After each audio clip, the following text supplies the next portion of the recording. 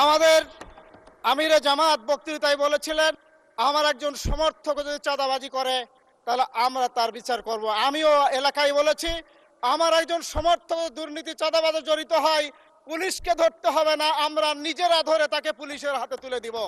তাহলে এখন মানুষ স্পিকার চিন্তা করতে হবে দুর্নীতির সাথে কারা জড়িত, অবৈধভাবে দখলদারিত্ব কাদের, অবৈধভাবে ভূমি দখল, অবৈধ অবৈধ টেম্পো স্টল দখল, ট্রাক জ্যাম দখল, এইভাবে তারা দখলদারিত্বের সাথে আছে, তারা ক্ষমতার ভয় দেখিয়েই করছে। এই জন্য যদি আমরা দুর্নীতিমুক্ত করতে চাই তাহলে আমাদেরকে এই দখলদারিত্বের জায়গা থেকে আমাদেরকে তাদেরকে চিহ্নিত করে প্রয়োজনীয় ব্যবস্থা গ্রহণ করতে যদি পারি, অবৈধ চাঁদা যদি বন্ধ করতে পারি।